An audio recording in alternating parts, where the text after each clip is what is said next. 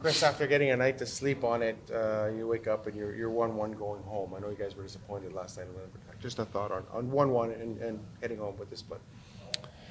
Yeah, we're in a good position. Before the series started, if you said we were going to be 1-1 coming into this building, we would have been happy.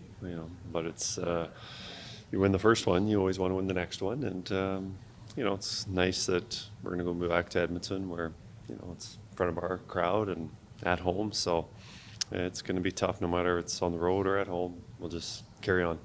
How much different is playing Dallas than it was playing LA or playing Vancouver in a sense that they have very mobile defense. They're not overly physical, but they like to get the puck up and yes. This has been a very, north-south series so far. Yeah, I think their defense has a little bit more mobility. Usually with mobility you get smaller guys, and there's definitely not that. They're very agile and long and have a long reach that makes it good for checking.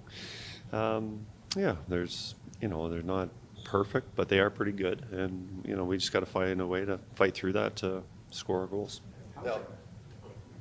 Dallas obviously has a lot of respect for your power play. They've only taken one penalty apiece in each game, one penalty each. Are there any trick up your sleeves to get them to take more? Just play hockey, make plays, force them into bad positions where they put a stick on us and stuff like that, and we just have to play hockey. I'm sure you've always had confidence in Skinner, but how has that grown, especially the last handful of games here as he's stepping up at the biggest times? Yeah, I've had a lot of confidence in him. He has played tremendous through my time here. There's a couple of games in the playoffs where we had to reset, and it's unfair. It's hard for a player, especially a goaltender, playing every single game and being on top of his game. But since I've been here, mid-November through the end of the season, through playoffs, he's been very consistent, has played like an elite goaltender, and so far these two playoff games against Dallas, he has shown that. You talked about game two being a little bit of a goaltender's duel. How do you continue, keeping your goalie in his rhythm and take their goalie out of his? Most coaches will say just volume of shots, traffic. Get in front of him, make him uncomfortable. Just, if he sees it, when they're on top of their game, if they see it, they'll probably stop it. So, we just get some more traffic around him and, getting better chances, that's all. Was there a feeling you didn't do enough of that in game two? Well, we certainly did in the first period. I thought we had a lot of that. It's comes down to inches. We were having this conversation after one game against Vancouver. I think it was game 3, and we lost, and their goalie played really well, but we missed opportunities. There's about 4 or 5 goal posts. There's some missed opportunities, pucks laying in the blue paint, and through the course of a season, there's always times when things are just going in for you, and times when they're not, and I don't think we need to panic. I don't think we need to change anything. We just have to, over a course of time, things will go in. There's going to be things that we'll look at, and I'm sure there's some advantages that we can maybe take advantage of, or that maybe increase goal scoring. But overall, we're not going to be blowing things up and saying we need to change how we're playing. Looking at how you guys match up against the Stars, how important is having that last change in the home games? I'm not sure it is. I think you look at these first 2 games, and there's been both coaches seem very comfortable on just rolling lines, and yes, there are a little bit of matchups, but my fourth line has been against their first line, and their fourth line's been against my first line, and I think we both feel comfortable with who's playing out there, and we're not going to hide from anything. So,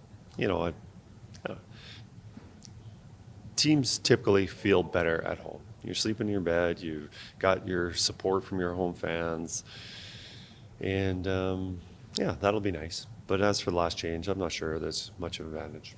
There's been lots made going into the series about the depth the Dallas Stars have, but you guys have depth as well, and it looks like your bottom 6 have kind of taken that almost as a challenge. You're getting, you're getting some good minutes from those bottom six. Just wondering your thought on their play right now and how important they're going to be going forward. I think our bottom two lines, if you want to call them that, have played extremely well. And, there's been some talk about them maybe not scoring enough, but, I think for the amount of possession and how much they drive play, and I think they've done a pretty good job of that. And, another thing, they've been doing a tremendous job, and 5 of those 6 guys are regulars on our penalty kill. And they've been a huge contribution to our team success through that aspect. And, we got a key goal last night from our bottom 6, and I think more will come of them as long as they continue playing the way they are. I know you haven't been here for years past, but you've seen it this year, and this team has done this in years past. But what makes this team so good at kind of fighting back in the playoffs and being able to come back and consistently elevate their game after tough games? Well, I don't know. I think they're mature and they understand, maybe the shortcomings of why we fell short in a game, and they can step up. And I don't know. I think there's a lot of accountability through that room, and a lot of competitive players, and especially from our top players. We're going to need that again because it's going to be a tough, long series, and we're going to have to elevate our game from night to night. In that same vein, you guys need the playoffs and response goals, quick response goals, just like you did last night. What is it about the makeup of this team that allows you to bounce back so quickly from a goal against? I think we can just be able to put anything behind us. And we talked about this through the regular season on no matter what happens, whether the other team makes a good play or gets a lucky bounce or a referee makes a bad call or whatever happens, we just have to get ready for the next shift. And I think we've been very focused. And as I said, mature, that we can put whatever happened behind us and move on and get focused on what needs to be done on the next shift or the next period.